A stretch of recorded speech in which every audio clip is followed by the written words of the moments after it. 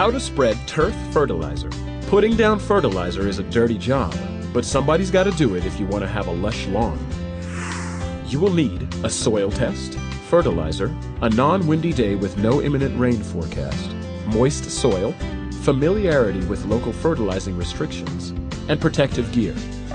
Optional: slow-release fertilizer and a fertilizer spreader. Step 1. Test your soil to find out what nutrients it needs. Garden centers sell do-it-yourself kits. Or you can arrange a test through the Cooperative Extension System, a national agricultural network. Find a nearby extension office on the USDA website. Step 2.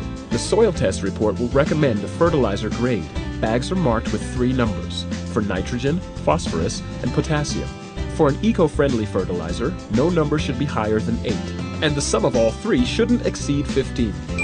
Consider using a fertilizer that releases nitrogen slowly. It costs more, but it's better for both your grass and the environment. Step 3. Wait for a day with no wind and no heavy rains in the forecast to spread your fertilizer. Check with your state's Department of Agriculture to find out if your area restricts the amount of fertilizer you can spread at one time. Step 4.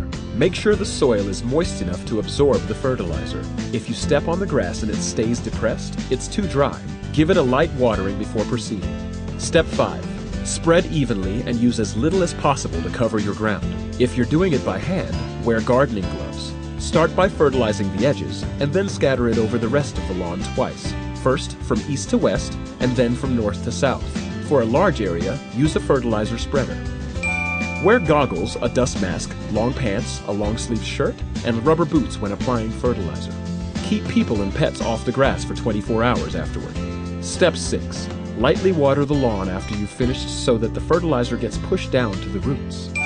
Did you know? A popular earth-friendly fertilizer is made from worm poop and sold in recycled plastic soda bottles.